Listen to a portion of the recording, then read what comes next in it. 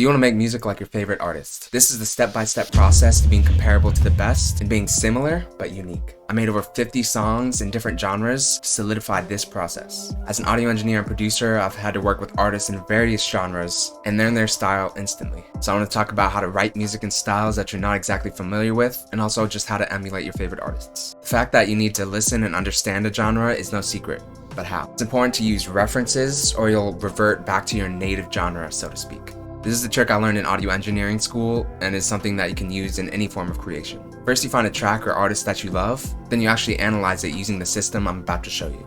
Let's take a real life scenario, so I'm showing you how to apply it and not just telling you. I have a client that wants a super specific subgenre of EDM, and I just got into the concept of electronic music as a whole. She sent me a track that she wants her next release to be in the style of. My goal here is to make a track heavily inspired by her inspiration. I do this all the time with an artist. The first thing I'll have them do is send me a playlist or a song, so that way I give a feel for what their genre is. An EDM song is completely different from a Phoebe Bridgers or Taylor Swift song. So I'll try making something original, but also emulating the original feeling. That's the most important part in all this. Instead of just copying melodies and instruments, it's more about the feeling that you're trying to recreate.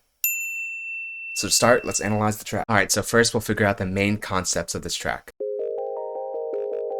The main concept here is sort of this ethereal feeling and a lot of ambience. The main instrument is sort of like this soft pluck, almost reminds me of the feeling of bells. Then the main melody is arpeggios. And there's a bunch of like counter melodies and counter arpeggios in the background as well. And then finally we get to the chorus of the song. There's a huge synth stack and it follows the rhythm of the kick, which we can emulate using sidechaining. So now we have the main concepts. Now we can make our analysis project. The first thing I do, I drag in the track so we actually have that. And then I'll make markers of where each section starts. That way we know exactly the structure of the song.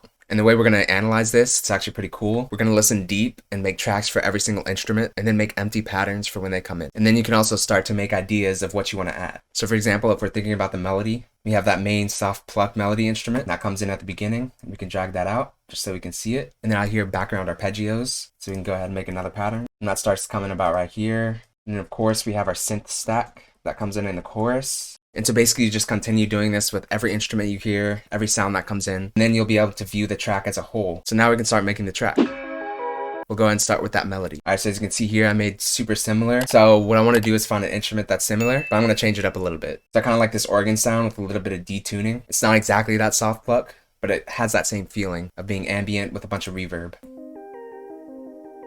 And then the right triplets are a similar instrument, just so we have that stereo panning. So I'm just going to layer this instrument to make it sound cool. So we have Rhodes here, and then we have those bells. Basically all I did was bounce that out so my CPU could handle it. And you see this one is panned all the way left, this one is panned all the way right, so we can play that together. And then the next main concept I had was all the stuff in the background. So I went ahead and added another chord layer, just so you start to get some low frequencies. Then we added a bunch of counter melodies. And we layered that. So that's just the pluck and the piano. Then we have that background arp. And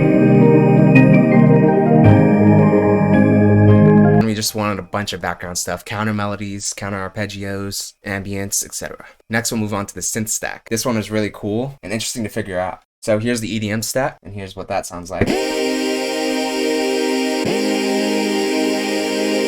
So it's just straight chords, but how the original song probably created some rhythm is sidechaining. So basically all that means is every time the kick hits, those synth chords are going to dip out. As you can see, all you have to do to sidechain is sidechain to that track. You can go into Fruity Limiter. You just put the sidechain and then it's going to add some compression. And then I also wanted to randomize it even more. So what I did, essentially I used these automations to randomize the rhythm a little bit. So here's what that sounds like. So it just adds even more rhythm. Then we kind of emulated some of the bass, just a nice little Reese. Of course, eventually we add her vocals with some vocal chops. So now we have the main instrument and melody concepts. Now we've got to start thinking about the feeling. So how you create that ethereal feeling is reverb, delay, and panning. So I really like this concept of having one instrument to the left, one to the right. So you saw I did that even in the intro. I had left triplets as one instrument, right triplets as another. And those are pretty much panned 100% left and right. And the same concept with a lot of these instruments. So these two instruments, we have 80% left, 80% right. Even some of the perks like cymbals and stuff like that are left and right. And also use this little knob down here for stereo separation. That intro, we want to add a crap ton of reverb. So here's a cool trick to save your CPU power. Instead of putting on every single instrument, all you have to do is create a reverb track here. As you can see, I have the reverb and the delay that I want. And then all I have to do is route every single instrument that I want to have that right to this track. So even just in the intro, we have these 2 tracks. Instead of duplicating those plugins, all we have to do normally be routed to the master, but instead we're going to route it over here to this large reverb. And you can do this with other effects as well, like a low pass filter, another kind of reverb, radio filter. So that's just a cool little trick there. Now I want to figure out how to differentiate our track. So we have the main concepts in place, but of course we want to make something new. A few things I did was that little detuning effect in the intro, and then we have this repeated note. So where you can start with differentiating is think about your signatures. So my signature is piano, so we're going to add some piano in this. So in the beginning, it's just super simple, super in the background, just a repeated note. And it kind of contrasts against those triplets.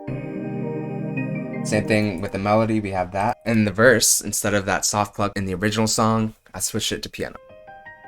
And as you can hear, I added a lot more crazy arps. So I just went crazy with the arps.